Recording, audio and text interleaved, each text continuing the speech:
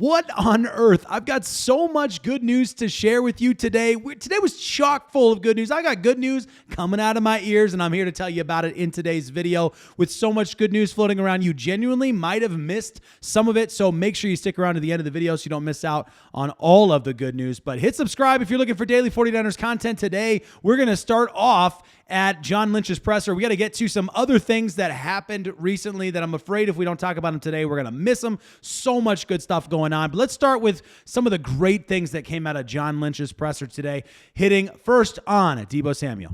We are on good terms with Deebo. He asked for a fresh start, and I think we're going to honor that. I love the way that he phrased it. 100% knew exactly how he was going to answer that question, was already prepared. That's good. They should do that. The organization should make anybody who's speaking on behalf of the team do that. But this is great because this is showing, firstly, this is just the first part. There's another Deebo part coming later, but this is just showing that the 49ers are going about this the right way, and they're not, running Deebo's name into the dirt and all that stuff. I love that, okay? John Lynch also gave us an update on Trent Williams, saying that Trent is playing, Trent is ready, and he's motivated. So we are good sign for Trent coming back. I was not at all worried about retirement. He talked about not retiring. Can you imagine the career Trent Williams has had, the quality player that he is, going out on a 6-11 season? Yikes, that would be bad. We have more, though. If I can get it to go. There it goes. John Lynch said negotiations with Brock Purdy's agent have officially begun. So they are going on, so that's good. We want Brock to be our quarterback as long as we're here, John Lynch. Now it's not exactly new information. It's just confirmed information. We kind of knew we definitely knew what John Lynch thinks about Brock Purdy and what he's been saying about Brock Purdy from the get-go. But this is an official, okay, now we have some confirmation that they have been having those talks, so that's good. We're hoping that is good. On Deebo Samuel, John Lynch said there's been a lot of interest around the league. That's huge news. That's massive news. Now, for two reasons. Number one, it's huge news to know that there are a lot of teams that are interested in Deebo Samuel. So that's good. We should take that just as it is as a good thing. The second thing that's interesting is, and I saw some other people talking about this on X as well, if the 49ers don't manage to find a home for Deebo Samuel, this right here is something that he said that we're going to be able to go back to. And that's I'm not going to say it's going to bite him in the butt, but it is definitely something that we're all going to remember. It's like, hey, man, you said there were a lot of teams interested and they were going after Deebo Samuel. So what the heck, man? How did you not make a deal happen? Now, we'll wait and see what the deal looks like, what trade looks like, what a cut looks like, if it happens, all that good stuff when the time comes. But it is very good news on the surface, at least, that there are a lot of teams that are talking to the 49ers about Deebo Samuel. Some other takeaways in here that I think I'll skip the first one and the second one. CMC is healthy, should take part in the offseason program. Okay, no surprise there, but that's a good sign. And I'm assuming when he says should take part, he's saying that from a perspective like he said about Brandon Aiyuk and guys who held out last season where, not that I'm saying CMC is going to hold out. He's not going to hold out. Don't freak out. But the general manager, head coach, they're always going to say, yeah, he's good to go. If he's healthy, he should be there. And so we'll have to wait and see if CMC actually shows up. We'll see. Let's see here. Greasy. Oh, yes. An update on this one. Greasy stepped away for family reasons, wanted to get out of coaching, even had an opportunity for a head coaching interview and turned it down. So it is clear, I want to say that was with the Jets, if I remember correctly. It is clear that Greasy was not pushed out. That's a good thing. We'll get back to kind of what that move means in a later part of this video. But I just thought overall I wanted to make sure I got that out there since we talked about that yesterday and I was a little thrown off by it. Let's see here. Big quote from John Lynch today. We need to get younger. Wow.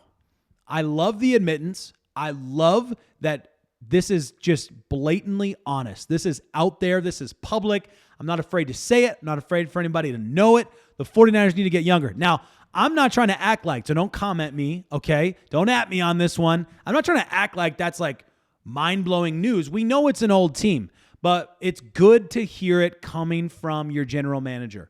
of all people, it's good to hear it coming from a general manager that they're aware of it, they're thinking about it, they're processing it, and they're public about it, not hiding from it. Because I agree with you, John Lynch. I'm starting to get really worried. If CMC picks up a little injury, if Trent Williams does more than 3 games this season, there are some guys who could potentially find themselves on a path. I'm not hoping that happens. I'm really hoping against it. But we could be a couple guys away from looking at ourselves and thinking, I wonder if we should have done things differently or approached things differently. For example, if you don't draft a running back, which I would understand, or you don't bring Jordan Mason back, which I would understand in some respects.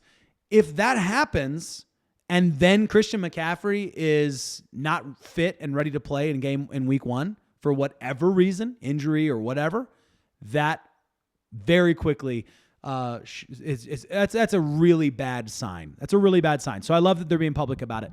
Let's see here. Something that we all want to become a reality is George Kittle and the 49ers finding a way to make Kittle retire a Niner. Obviously, we've talked about this one before, and I'm so hugely a fan of this. I would love to see George Kittle in a 40. You know what it is?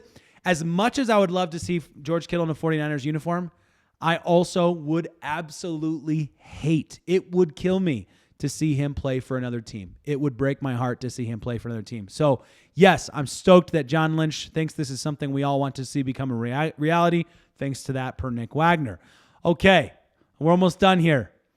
John Lynch on this year's draft being loaded with talented defensive linemen. There's no denying that. It's strong in quality and in numbers. That's encouraging. You watch the Super Bowl, the Eagles were really, really good up front. Listen carefully to this. This is crazy. It made a difference. It made the difference in my mind in that game. It's something we had the year before. They couldn't block us up in front in that game. For whatever reason, we didn't sustain it as well because we didn't get that lead, probably. Okay. Super Bowl aside, okay? Let's just put the Super Bowl aside for a second. Well, the 49ers Super Bowl, 2 Super Bowls ago. Do you see what John Lynch just did? John Lynch just openly, publicly admitted exactly what we all thought and saw watching the Eagles play the Kansas City Chiefs. He admitted, when asked about the defensive line talent, he admitted his mind went straight to the Super Bowl. Think about that for a second. So in John Lynch's mind, which we don't get often to get into their mind, but in John Lynch's mind, he made a direct connection between how loaded this draft is with the Super Bowl that just happened a couple weeks ago and how big of a difference the defensive line made in that game. I don't know. I would be beside myself shocked if one of the first 2 picks is not a big defensive lineman, a big defensive lineman pick. We're going to talk about that in a second even further, but let's keep going. Sorry. General Manager John Lynch says the team and Brock Purdy's reps are already having good discussions. This is the actual quote I didn't play earlier or read earlier. They've got their thoughts. We've got our thoughts. We've just got to try to make it a reality. He played really well. We know that. We have every intention of making him our guy. Cool. There you go. There's the actual quote there. I didn't have that one up there. And one last final note from the John Lynch interview today. This one I did not expect, but I'm stoked about. 49ers expressed hope that they could re-sign Dre Greenlaw on the early end. This is for the first time. John Lynch saying, quote, hopefully we come to agreement before free agency. We'll see. Love that. Absolutely love that. Because if the 49ers really do have an offer on the table, which is what this sounds like. He didn't say that outright, but if the 49ers do have an offer on the table for Dre Greenlaw right now, and Dre Greenlaw's had a chance to, talk to some representatives pre-free agency opening in, must be something like 15 days or something like that. I think this is huge. This is pretty crazy to me. Wait, not 15 days. What is the exact date? Is it the 12th? Whatever, who cares? Doesn't matter. The point is free agency is on its way very, very soon. And the 49ers are already really working on a deal with Dre Greenlaw. That's a good sign. That confirms everything that we believe about Robert Saleh wanting to bring Dre Greenlaw back and pushing for it. So that's a good sign as well. All right, Let's move on to some different stories that we just had to like touch on because we're already over time here. So we're going to go real quick here. Walter Nolan has met with the 49ers, grew up a 49ers fan, big fan of Patrick Willis and Navarro Bowman. Of course he is, because who's not a big fan of Patrick Willis and Navarro Bowman? What a duo, right? That's what I'm talking about with the Dre Greenlaw stuff. Like, that's what I want to see. But anyway, interesting that the 49ers have interviewed Walter Nolan. Guess who else they've interviewed? Let's see here. Sorry. While we're talking about Walter Nolan. Nolan was number 1 in ESPN's top 10 high school rankings for their class in 2022. In my opinion, he's a perfect complement type of player to unlock Nick Bosa. It was negligent at the time to try and replace Armstead with pass rush only players, and the 49ers paid for it last year. Nolan is an A+ versus the run. Love that. Let's get to some of the other people that were met with, because this is interesting here. The 49ers have now met with Walter Nolan, Shamar Turner, James Pierce Jr., and Nick Scorton, as well as... Oh, did I already say James Pierce and the other one? I guess I did. So anyway, the point is the 49ers have been out there meeting with all these defensive linemen. Of course, that's the day. That's like today is that day where a lot of that stuff has happened. And so that's just the way that the schedule is organized. So the 49ers aren't out there meeting with quarterbacks right now. That's just the way that it goes. So I'm not trying to make it sound like they're only meeting with defensive linemen. But the 49ers are out there meeting with guys, and it's exciting to see that they're meeting with the guys publicly. We're learning about the guys that they're meeting with, and they're guys that we are all talking about and excited about and planning to see the 49ers make a move for potentially. So I'm excited about it. That's good news. I'm sticking with it. And we have one last final thing I wanted to get to. Look at this picture, by the way. I am so saddened by this. I was looking at this. This is a graphic that was made, and whoopsies. I don't remember who this was made by. Now I really feel really bad. I wanted to give credit for this. This is a graphic that was made for the number. All these players were in the top 100. I think it was going into the 2023 season, actually. But whatever the case, you look at these guys and you think, oh, my goodness, what an era that is now looking different. I can see 3 guys on this list potentially. Dre Greenlaw, obviously Deebo Samuel. Yep, that's Hufanga. I was like, that's Hufanga, right? I can't tell from where I'm sitting. Hufanga as well. Like, these 3 guys could be gone, which just makes me so sad to think about. Look at how talented this roster has been. But on the bright side, there is some good news I wanted to focus on, starting with the 49ers. NFLPA report cards. So I'm not going to go through line by line. I think that's a little bit tedious. But in general, the 49ers ranked 8th out of 32 teams in player association grades for ownership, head coach, team travel, strength coaches, weight room, training staff, training room, locker room, nutritions, dietitian, food dining area, treatment of families. Decently. 8 out of 32, I'll take it. Training room and training staff graded B-. However, this is Johnny Dell's football academy here. I've been saying for a while that SF's high injury rate isn't just bad luck. Players know it's not good enough. Change is needed. Massively agree with that statement. It just seems too coincidental to blame it on, injuries just happen. This is a part of football. Yes, it is, but it can be somewhat prevented. Let's see here. One point that came through, David Lombardi posting on this one, players consistently point to the team's strong culture as its greatest strength. And I love that. And this is really important. I say that on the backdrop of this picture for a reason. Change is happening, guys. Even if you look at the 2019 team versus the 2023 team, how different those 2 teams are.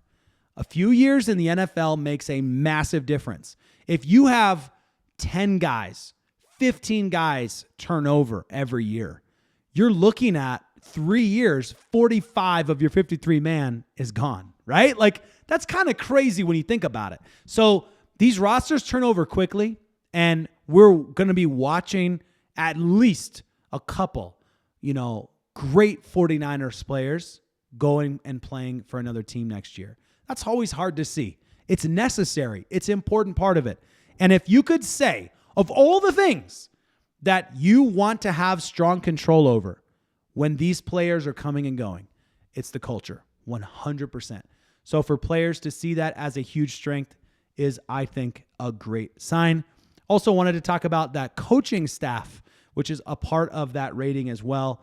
Mick Lombardi is going to be taking on the new 49ers coach spot. And this is just for those of you that don't know a whole lot about him.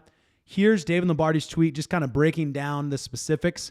I thought he said it well. An X's and O's background for one. He was the offensive coordinator of the Raiders before joining SF Staffs in 2024. Prior to that, Lombardi worked in New England, where in 2019 he overlapped with Tom Brady, an assistant QB coach. 49ers quarterbacks from Purdy to Garoppolo to Darnold lauded Brian Griese for the quarterback mindset instruction that he brought as a former quarterback himself. Seems that Lombardi, based on his background, might well be geared up toward schematic instruction. So we will see how all that plays out, but I wanted to get all that out there. Thanks for hanging out for a really long video. We are now 57 days to the 2025 NFL Draft, and I am so hyped about it. I could not be more hyped about it, even though it's late. I'm tired. I'm worn out. It's been a really, really long day. I'm so hyped on where the 49ers are going, what this draft is going to look like. It's going to be insanely critical. I know we can make moves in free agency, but you look at like I was just listening to Barros the other day.